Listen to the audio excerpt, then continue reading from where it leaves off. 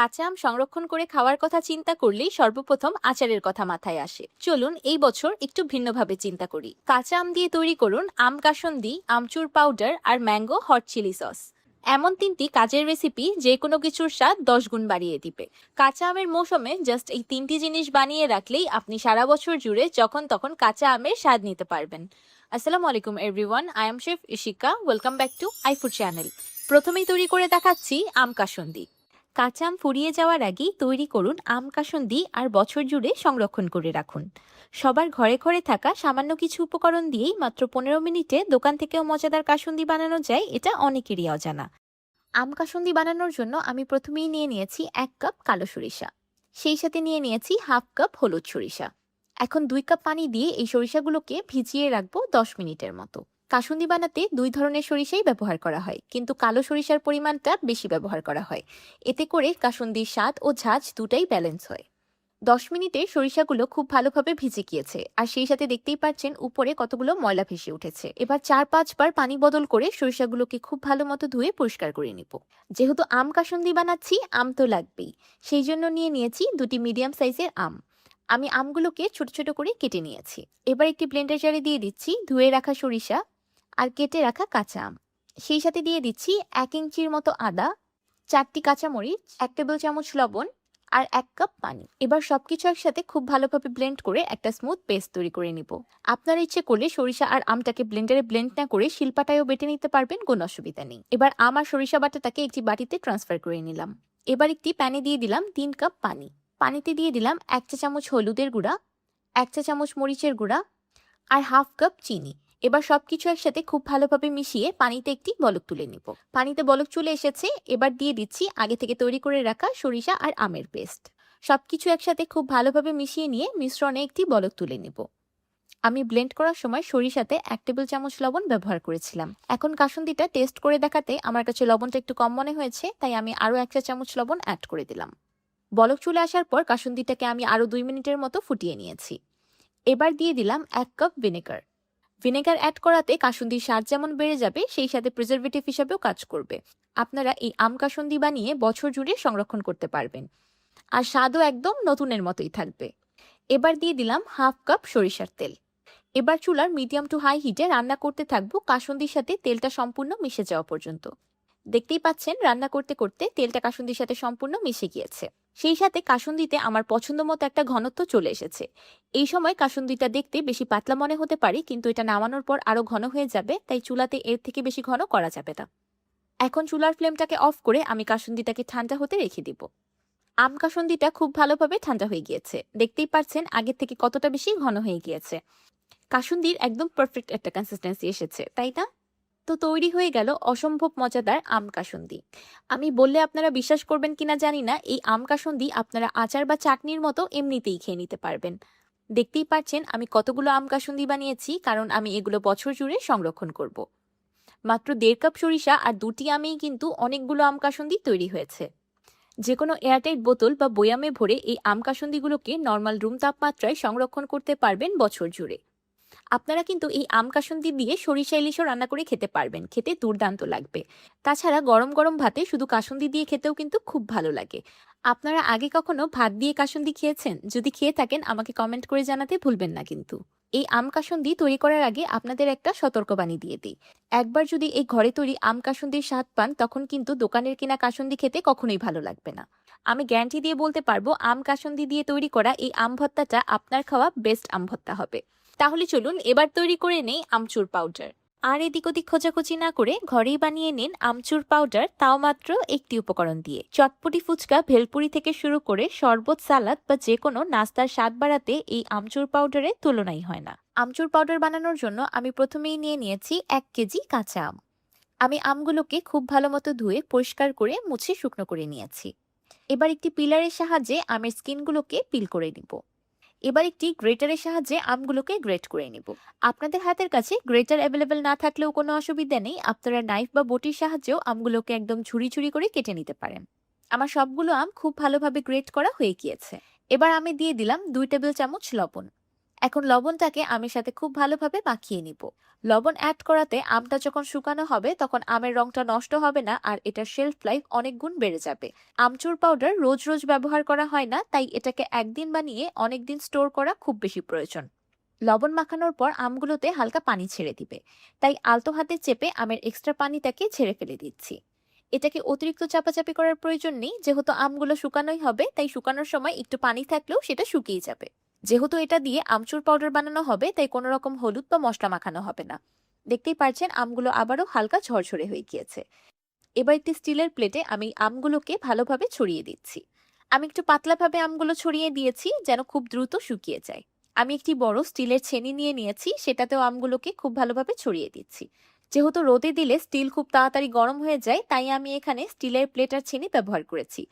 আপনারা ইচ্ছে করলে এখানে কাচের, সিরামিকের বা মেলামাইনের প্লেটও ব্যবহার করতে পারবেন, কোনো অসুবিধা নেই। এবার আমি আমগুলোকে একদম কড়া রোদে শুকিয়ে নিব 2 থেকে 3 দিনের মতো। আপনাদের ক্ষেত্রে সময়টা একটু কম বেশিও লাগতে পারে। 3 দিন পর আমগুলো খুব ভালোভাবে শুকিয়ে গিয়েছে। দেখতেই পাচ্ছেন আমি কতগুলো আম শুকাতে দিয়েছিলাম কিন্তু শুকিয়ে কত কমে গিয়েছে। কিন্তু কমে গেলেও এগুলো দিয়ে অনেকগুলো আমচুর পাউডার বানানো যাবে। এবার আমি এই শুকনো আমগুলোকে একটি ব্লেন্ডার জারে দিয়ে খুব ভালোভাবে ব্লেন্ড করে নিব। যারা বাহিরে দেশে থাকেন বা যাদের জন্য আমগুলো রোদে শুকানো সম্ভব হবে না, তারা কিন্তু মাইক্রোওয়েভ বা ওভেনের ব্যবহার করেও আমগুলো শুকিয়ে নিতে পারেন।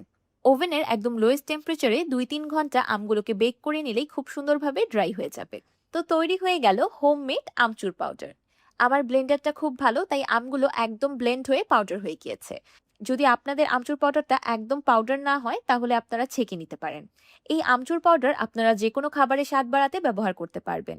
চটপটি, ফুচকা, ভেলপুরি এই জাতীয় খাবার ছাড়াও যে কোনো সালাদের উপরেও এই আমচুর পাউডার দিয়ে দিলে সেটার স্বাদ অনেক গুণ বেড়ে যায়। আবার যে কোনো নাস্তা বা পাকোড়া তৈরিতেও যদি এই আমচুর পাউডার সামান্য পরিমাণে ব্যবহার করা হয় সেটার স্বাদও কিন্তু খেতে অতুলনীয় লাগে। যে কোনো এয়ারটাইট কন্টেইনারে করে এই আমচুর পাউডারগুলো আপনারা ফ্রিজের বাহিরেই সংরক্ষণ করতে পারবেন 2 বছরের উপরে। অবশ্যই এয়ারটাইট কন্টেইনারে করে সংরক্ষণ করবেন আর শুষ্ক স্থানে রাখবেন। এই গরমকালে তো আমচুর পাউডারের কোনো তুলনাই হয় না। গরমে হিটস্ট্রোক থেকে বাঁচতে চেয়ে এই আমচুর পাউডার কত কাজে আসবে সেটা আমি আপনাদেরকে এখনই দেখিয়ে দিচ্ছি। এই আমচুর পাউডার দিয়ে আপনারা খুব সহজেই যখন তখন আমের শরবত তৈরি করে খেতে পারবেন। 1 গ্লাস ঠান্ডা পানি নিয়ে নিলাম। দিয়ে দিলাম 1 টেবিল চামচ আমচুর পাউডার আর 1 টেবিল চামচ খেজুরের চিনি। দিয়ে দিলাম 1/4 চা চামচ বিট লবণ আর 1/4 চা চামচ সাদা লবণ। সবকিছু একসাথে মিশিয়ে নিলেই তৈরি হয়ে যাবে গরমে 1 গ্লাস প্রশান্তি ইনস্ট্যান্ট আমের শরবত, তাও আবার স্বাস্থ্যকর। আমার আজকের এই ঘরে তৈরি আমচুর পাউডার রেসিপিটি আপনাদের কাছে কেমন লাগলো আমাকে অবশ্যই কমেন্ট করে জানাবেন। একদম শেষে এবার তৈরি করে দেখাচ্ছি ম্যাঙ্গো হট চিলি সস। কাঁচা আম পেকে যাওয়ার আগেই তৈরি করে নিন ম্যাঙ্গো হট চিলি সস আর বছর জুড়ে সংরক্ষণ করে রাখুন। কাঁচা আম ও আরো 2-3টি উপকরণ দিয়ে মাত্র 15 মিনিটেই টমেটো সসের থেকেও মজার সস বানানো যায়, এটা অনেকেরই অজানা। ম্যাঙ্গো হট চিলি সস বানানোর জন্য আমি প্রথমেই নিয়ে নিয়েছি 1 কেজি কাঁচা আম। এখন আমি আমগুলোকে ছোট ছোট করে কেটে নিব। কাঁচা আমের হট চিলি সস বানানোর জন্য অবশ্যই আঁটি ও আঁশ ছাড়া কচি আমগুলো ব্যবহার করতে হবে। এবার সরাসরি রান্নায় চলে যাব।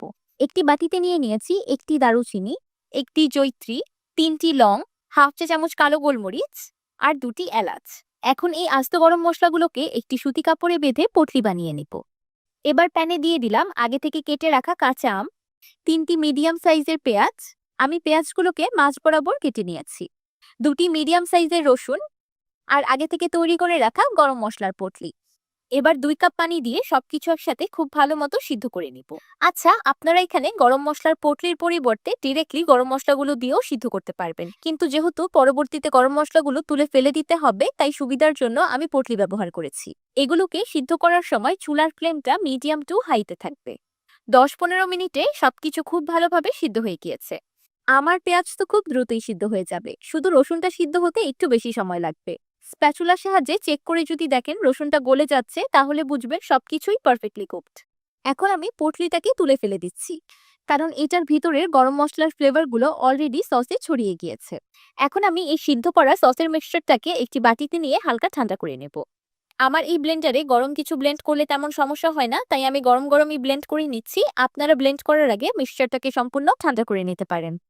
এখন সবকিছু একসাথে খুব ভালোভাবে ব্লেন্ড করে একটা স্মুথ পেস্ট রেডি করে নিব।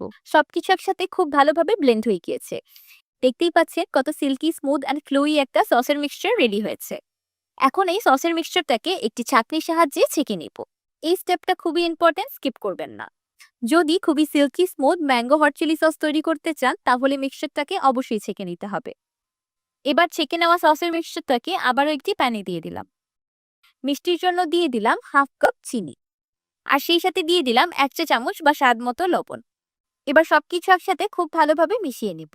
এখন দিয়ে দিলাম 1/2 কাপ ভিনেগার। এই ভিনেগারটা অ্যাড করার কারণে আপনারা ম্যাঙ্গো সসটাকে বছর জুড়ে সংরক্ষণ করতে পারবেন, আর সেই সাথে সসের টেস্টটাও খুব বেশি ভালো আসবে। এবার দিয়ে দিলাম 1 টেবিল চামচ চিলি ফ্লেক্স।